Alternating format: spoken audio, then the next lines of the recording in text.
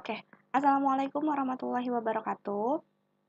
Nama saya Firly Aulia Almadani dan pada kesempatan kali ini saya akan menjelaskan tentang manusia sebagai makhluk individu dan makhluk sosial. Oke, langsung saja. Untuk poin yang pertama, manusia sebagai individu. Jadi, dari definisi sendiri, individu itu terdiri dari dua kata, yaitu in dan divide. Kalau dalam bahasa Inggris, kalau misalnya in itu artinya tidak dan divide artinya terbagi. Jadi kalau diartikan secara bahasa, individu berarti tidak terbagi. Nah, kalau dari segi kontekstual, individu itu artinya atau mengacu ke satu orang manusia. Maksudnya adalah satu manusia dan tidak bisa terbagi-bagi. Nah, kenapa disebut satu kesatuan? Itu karena manusia itu memiliki beberapa unsur-unsur dalam dirinya, yaitu fisik dan psikis, kemudian jiwa dan raga, kemudian rohani dan jasmani. Nah, unsur-unsur tersebut tidak dapat dipisahkan dari seorang individu. Nah, yang membuat manusia menjadi individu adalah karena dirinya berbeda dengan yang lain. Jadi, setiap manusia atau setiap individu pasti memiliki ciri khas masing-masing yang dapat membedakan dirinya berbeda dengan manusia lain. Nah, ciri tersebut itu dinamakan sifat atau kepribadian. Kepribadian sendiri itu didapatkan dari ada yang genotip, ada yang fenotip. Kalau gen dari keturunan, lalu kalau fenotip dari lingkungan. Itulah mengapa tidak ada manusia di muka bumi ini yang memiliki kepribadian yang sama. Mungkin kalau uh, fisik atau appearance itu banyak yang sama atau kita biasa menyebutnya kembar identik. Tapi kalau kepribadian atau individu itu tidak ada yang sama karena setiap orang itu memiliki ciri khas atau kepribadiannya masing-masing. Nah, selanjutnya peran sebagai individu.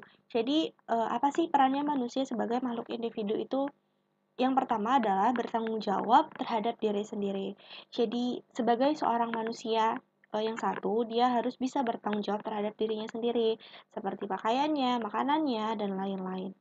Lalu, memahami tanggung jawab di masyarakat. Kemudian, memaksimalkan potensi. Jadi, kembali lagi ke poin yang pertama, sebagai individu, setiap manusia itu memiliki potensinya masing-masing.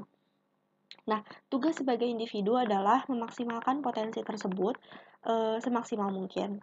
Lalu yang terakhir, berupaya menjadi versi terbaik dari dirinya. Nah, yang kedua adalah makhluk sosial. Eh, Definisi sosial sendiri atau makhluk sosial itu sendiri kita sudah sama-sama tahu sejak kecil, yaitu tidak bisa hidup tanpa bantuan manusia lainnya. Ini sudah sangat jelas ya bahwa manusia itu adalah makhluk sosial selain makhluk individu tadi. Jadi, kenapa bisa dikatakan sosial? Karena manusia tidak akan bisa hidup tanpa bantuan orang lain sejak ia lahir. Jadi, sejak lahir sudah dilahirkan, lalu diurus, dibesarkan sampai besar pun tidak bisa hidup sendiri. Selalu membutuhkan bantuan orang lain sampai matinya. Nah, kenapa sih manusia itu disebut makhluk sosial? Yang pertama, fitrah. Jadi memang sudah dari sananya seperti itu. Sudah fitrahnya seorang manusia itu membutuhkan yang lain. Lalu kebutuhan psikologis. Ya, jadi manusia itu memiliki kebutuhan bersosial. Tidak bisa kita hidup sendiri tanpa sosialisasi, misalnya dengan teman, dengan tetangga, dengan orang tua. Jadi itu tidak bisa. Lalu ada kebutuhan seksual. Eh, sudah menjadi apa namanya sudah menjadi pengetahuan umum bahwa manusia itu lahir dari seorang ibu dan bapak. Kalau tidak ada ibu dan bapak, maka tidak akan lahir manusia baru. Nah, itu mengapa kita sebagai manusia itu tidak bisa berkembang biak sendiri. Jadi membutuhkan lawan jenis atau pasangan untuk menghasilkan peranakan yang baru. Itulah mengapa manusia disebut makhluk sosial. Nah, kemudian peranannya sebagai makhluk sosial itu apa? Yang pertama, bersosialisasi. Jadi, peran kita sebagai makhluk sosial itu yang pertama adalah bersosialisasi. Kita tidak bisa hidup tanpa bersosialisasi atau hidup dengan diri sendiri. lalu menjalankan kewajiban di tengah masyarakat.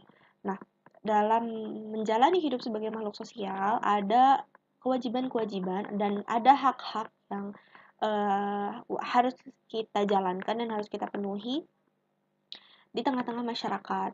Contohnya menjalankan kerja bakti, atau misalnya kerja sosial, bakti sosial, dan sebagainya. Lalu mengikuti aturan atau rule of the game. Ya, jadi sejatinya selalu ada aturan-aturan yang dibuat oleh manusia, dan sebagai makhluk sosial kita wajib mengikuti aturan tersebut. Lalu menjaga hubungan sosial di sini eh, agar terjadi keseimbangan di masyarakat, agar selalu dinamis, jadi tidak berantakan atau tidak terpecah belah. Lalu yang terakhir, menjaga alam sekitar. Nah, ini sangat penting sekali. Sebagai makhluk sosial, kita juga wajib menjaga lingkungan sekitar kita. Karena dari lingkungan sekitar atau dari alam sekitar itulah kita bisa hidup. Oke, cukup sekian materi manusia sebagai makhluk individu dan makhluk sosial dari saya. Mohon maaf jika ada kekurangan. Terima kasih. Wassalamualaikum warahmatullahi wabarakatuh.